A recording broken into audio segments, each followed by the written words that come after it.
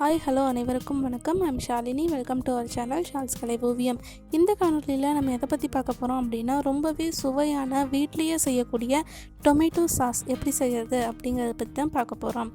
Tomato sauce செய்கிறதுக்கு தேவையான பொருட்கள் 6 தக்காளி, 2 சின்ன வெங்காயம், 1 பல் பூண்டு, சிறு துண்டு இஞ்சி, 1 வரமிளகாய், 3 ஸ்பூன் சர்க்கரை, தேவையான அளவு உப்பு, 2 துண்டு பீட்ரூட். இது எல்லாத்தையும் கட் பண்ணி எடுத்துக்கோங்க.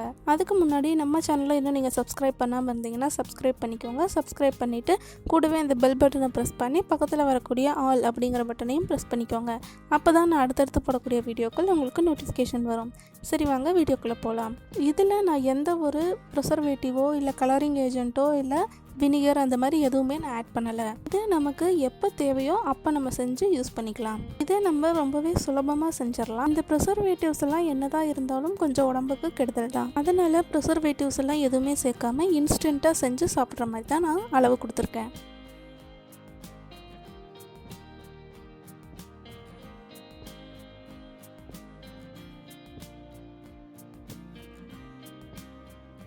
இந்த காணொலி உங்களுக்கு பிடிச்சிருந்ததுன்னா லைக் பண்ணுங்கள், ஷேர் பண்ணுங்கள், கமெண்ட் பண்ணுங்கள், அப்புறம் சப்ஸ்கிரைப் பண்ணுங்கள். ஸ்டவ்வை ஆன் பண்ணி அதில் ஒரு கடாய் வச்சு அதில் நம்ம கட் பண்ணி வச்ச தக்காளி, வெங்காயம், இஞ்சி, பூண்டு, வரமிளகாய், சர்க்கரை, உப்பு எல்லாத்தையுமே சேர்த்துக்கோங்க. இதில் நான் 2 துண்டு பீட்ரூட் சேர்த்துருக்கேன். அந்த பீட்ரூட் வந்துட்டு நல்ல கலர் கொடுக்கும், ரெட்டிஷ் கலர்.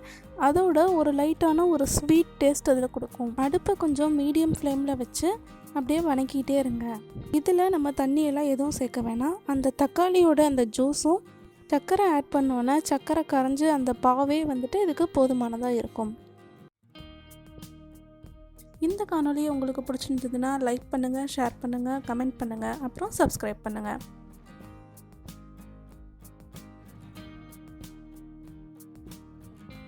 நல்லா வணக்கிட்டே இருக்கணும். வணக்கும் போது லைட்டாக அந்த தக்காளி மேலே ப்ரெஸ் பண்ணி விடுங்க. அப்போ நல்லா ஜூஸ் வந்து அது நல்லா வேகும். இந்த வீடியோவில் காமிச்சிருக்க அந்த பதம் வந்தோன்னே அடுப்பை ஆஃப் பண்ணிடுங்க. அந்த டைமில் தக்காளியோட பச்சை வாசனை எல்லாம் போயிட்டு நல்லா ஒரு சாஸ் டேஸ்ட் அதுலேயே வந்துடும்.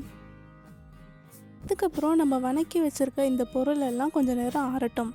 ஆறுனதுக்கப்புறம் மிக்சியில் போட்டு அரைச்சி எடுத்துக்கோங்க. அப்போ அதை அரைக்கிறதுக்கு தேவையான அளவு தண்ணி ஊற்றி நீங்கள் அரைச்சிக்கோங்க.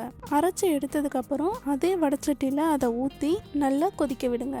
இதில் நம்ம போட்டிருக்கக்கூடிய வெங்காயம், இஞ்சி, பூண்டு இதனோட டேஸ்ட் கொஞ்சம் அதிகமாகிடுச்சு அப்படின்னாலும் டேஸ்ட்டு நல்லா இருக்காது. கொஞ்சம் கம்மியாக இருந்துட்டால் கூட பரவாயில்ல. அதிகமாக போயிடுச்சு அப்படின்னா அது ஒரு மாதிரி கசப்புத்தன்மை, காரத்தன்மை வந்துடும். நல்லா கொதிச்சு வந்தோன்னே உப்பு, சர்க்கரை டேஸ்ட் பார்த்துட்டு உங்களுக்கு இன்னும் கொஞ்சம் எச்சா வேணும் அப்படின்னா போட்டுக்கோங்க. அவ்வளவுதான், சுவையான கலர்ஃபுல்லான வீட்லேயே செய்யக்கூடிய டொமேட்டோ சாஸ் ரெடி. இந்த tomato sauce noodles, pasta, vegetable cutlet இது எல்லாத்துக்குமே சூப்பராக இருக்கும்.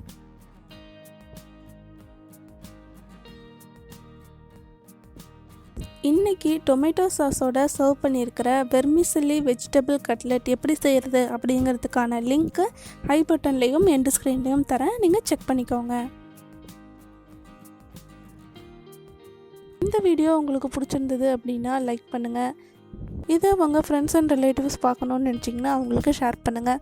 உங்களுக்கு ஏதேனும் கருத்துக்கள் இருந்தால் அதை கமெண்ட் பாக்ஸில் சொல்லுங்கள். இது போன்ற வீடியோக்கள் நீங்கள் தொடர்ந்து பார்க்கணுன்னு நினச்சிங்கன்னா நம்ம சேனலுக்கு சப்ஸ்கிரைப் பண்ணுங்கள். நன்றி, வணக்கம்.